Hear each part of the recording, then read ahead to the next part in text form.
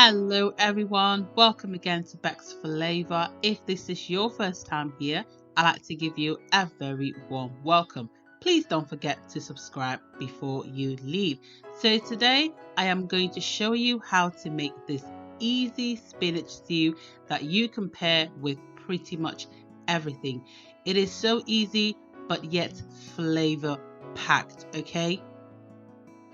This stew is great if you're busy, if you're a student, if you just like spinach, because you can pair this with everything, okay? So let's get into this video.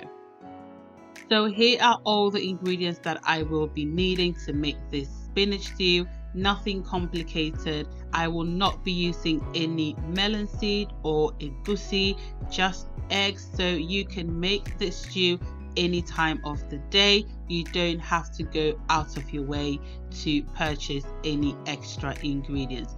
And as usual, I will list everything in the description box below. I will start my stew off by putting a little bit of oil into my pan. You can use any oil of your choice. I am using sunflower oil, but any oil will do just fine. Some people also use palm oil, but I don't want to use palm oil today, hence why I'm using the normal sunflower oil. And then I've got some onions to saute until it's nice and translucent. Then after a minute or two, I am going to add in my salted fish, which is really the star of this dish. Even though it's a spinach stew, that fish is going to make your stew taste so nice. And then I also went ahead and added some scotch bonnet, some garlic and ginger paste into the mixture as well. You can omit the salted fish if you don't have one, but it will make your stew taste so much better. That is a promise. Then I will stir everything up together and allow it to fry for about 5 minutes.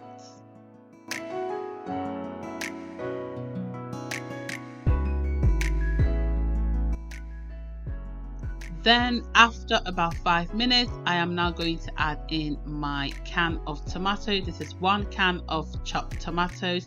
You can also use fresh tomatoes if you like, but this is the beauty of this stew. It is simple. You can just use anything that is ready to go. You don't have to sweat over anything, okay? It's simple and easy.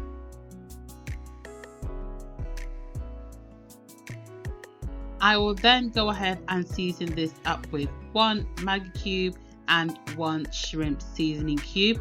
I will omit salt for now because I have that salted fish in there, so I will wait on the salt, and then I'll add in some shrimp powder. This is totally optional.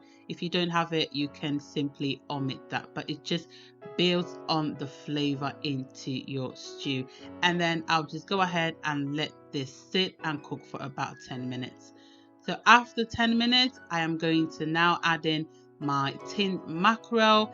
As always, you can use fresh mackerel if that's what you prefer. But once again, this stew is supposed to be simple and quick, okay? Then I'll stir everything up and allow this to cook. After about 10-15 minutes, my tomatoes are cooked. As you can see, the oil has settled on top of the stew. That is when you know that your tomato is ready, and then you can go ahead and add in the rest of your ingredients. So I'm just going to give it a quick stir before I add in my eggs. So my eggs are lightly beaten. As you can see, you can still see some of the egg whites in there. I just like it to beat it lightly, and then I drop it into the stew gently, making sure that all the stew is covered with the egg. I am not using melon seeds or egusi as I mentioned before, but you can use that if that's what you prefer. Once you put all the eggs in the stew, please do not stir everything, just leave it to cook, otherwise you will not see any egg in your stew. So allow this to cook and then you can stir it. So after about 5 minutes, I am checking on my stew, and I'm just going to give this a gentle stir, as I do not want to break all the eggs in my stew, just in case some of the eggs are not fully cooked yet. So that's what I am doing, just gently mixing everything to make sure that it is not sticking at the bottom of the pan, and yet I am not mixing together too roughly all the eggs in the stew. So I checked my stew for salt, as I did not add any salt previously, and I'm now adding some all-purpose seasoning and some shrimp seasoning. I will still omit the salt because these two seasonings do have a high salt content, so that's what I am doing, and give everything a stir to make sure that all the seasoning is in the right place.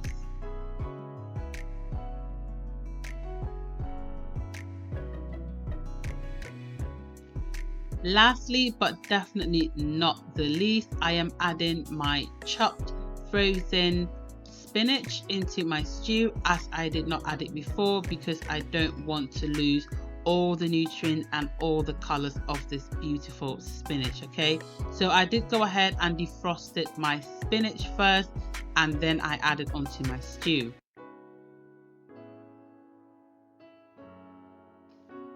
I will only leave this to cook for literally about 2-3 minutes, just so that the spinach can warm up a little bit. I do not want to overcook this spinach because I still want to maintain the nutrients and the beautiful green color of the spinach.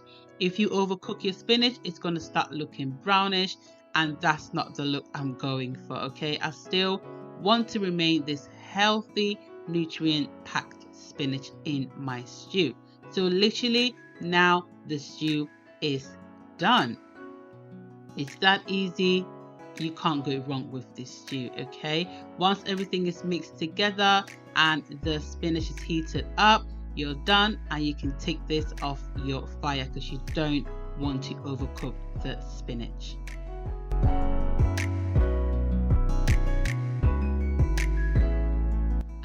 There you have it, this beautiful flavor-packed, nutrient-filled spinach stew is ready to be consumed.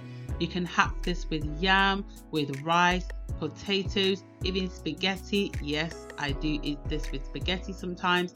It is just versatile. You can use it for anything that you like. So give this recipe a try and let me know in the comment section below if you like this easy, simple recipe.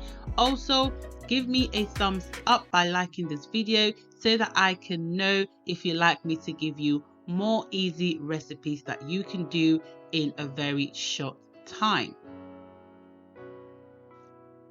So if you've made it so far into this video, thank you very much, and don't forget to subscribe if you haven't done so already. Also press the notification bell so that you get notified every time I upload a video. Thank you so much for watching, and I'll see you in my next video. Bye.